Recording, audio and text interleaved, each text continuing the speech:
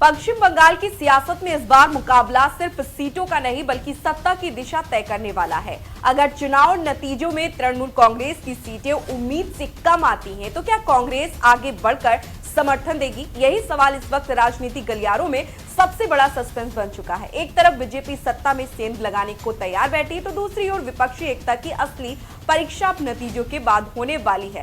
कांग्रेस का रुख क्या होगा? क्या वो ममता बनर्जी के साथ खड़ी होगी या फिर अपनी अलग सियासी लाइन खींचेगी? पार्टी के अंदर खाने से जो संकेत मिल रहे हैं वो चौंकाने वाले और साफ इशारा करते हैं कि समर्थन का फैसला इतना सीधा नहीं होने वाला है। कांग्रेस नेताओं के हालिया बयानों ने इस मुद्दे को और पेचीदा बना दिया है। कुछ नेता सिद्धांत की बात कर रहे हैं तो कुछ राजनीतिक मजबूती की। ऐसे में सवाल यह है कि क्या सत्ता से दूर रहने का जोखिम कांग्रेस उठाएगी या फिर बीजेपी को रोकने के लिए टीएमसी का साथ देगी? इस पूरे समीकरण में जनता का जनादेश सबसे बड़ा फैक्टर होगा, लेकिन राजनीति में गणित अक्सर नैतिकता पर भारी पड़ता है। दोस्तों, जहां एक तरफ कांग्रेस ने अपना चुनाव प्रचार तेज कर दिया है, बंगाल कांग्रेस के पूर्व प्रदेश अध्यक्ष और बहरामपुर से उम्मीदवार अधीर रंजन चौधरी भी पूरी तरह चुनाव मैदान में सक्रिय नजर आ रहे हैं। वे लगातार लोगों के बीच जा रहे हैं और उनसे सीधा संपर्क बना रहे हैं। उन्होंने एक एनडीटीवी की दिए गए इंटरव्यू में चुनाव से जुड़े कई अहम मुद्दों पर खुलकर बात की। अधीर रंजन ने बताया कि वे पूरी तरह स्वस्थ हैं और रोज सुबह चलकर चुनाव प्रचार करते हैं।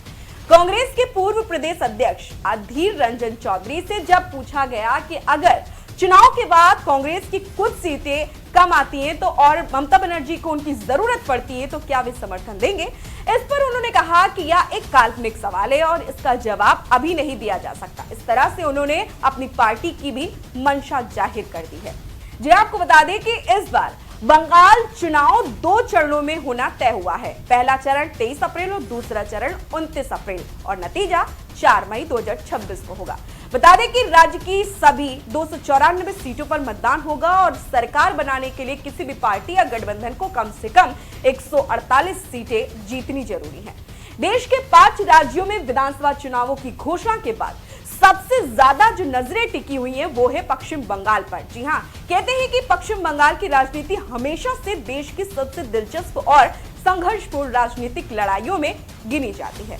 इस समय राज्य की राजनीति मुख्य रूप से 3 बड़े पक्षों के बीच बटी हुई है। पहली जो सत्ता में बैठी ममता बनर्जी, जिनकी पकड़ खासकर गांवों और महिलाओं के बीच मजबूती मानी जाती है। उनकी राजनीति में बंगाल की पहचान यानी क्षेत्रीय गर्व को खास जगह दी जाती है। वहीं दूसरी ओर भारतीय जनता पार्टी यानी बीजेपी, जिसका मुख्य प्रमुख चेहरा शुवेंदु अधिकारी को माना जा रहा है। 2021 के चुनाव में बीजेपी ने अच्छा प्रदर्शन किया था और वह मुख्य विपक्षी दल बनकर उभरी और इस बार बीजेपी हर वो हथकंडा अपना रही है जिससे वो सत्ता में आ सके और टीएमसी को कड़ी मात दे सके।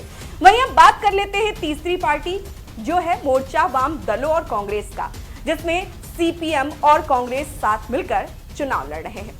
ये दल पहले लंबे समय तक यानी 1977 से 2011 तक सत्ता में रहे, लेकिन अब उनकी स्थिति कमजोर है। फिर भी वे वापसी की कोशिश में लगे हुए हैं। कुल मिलाकर पश्चिम बंगाल का यह चुनाव सिर्फ सत्ता का नहीं बल्कि सियासी अस्तित्व और भविष्य की दिशा तय करने का चुनाव बन चुका है।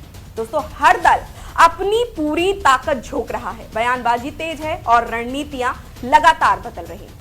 ऐसे में सबसे बड़ा सवाल यही है, क्या ममता बनर्जी अपनी सत्ता बचा पाएंगी? क्या बीजेपी सत्ता की दहलीज पार कर पाएगी या फिर कांग्रेस वाम गठबंधन कोई बड़ा उलटफेर करेगा? फिलहाल जवाब जनता के पास है और 4 मई को तस्वीर पूरी तरह साफ हो पाएगी। इस खबर पर आपका क्या कहना है हमें कमेंट बॉक्स में जरूर बताएं। मैं थी आपके साथ ज्योति कनौजिया। बने रहे जनमत न्यूज के साथ।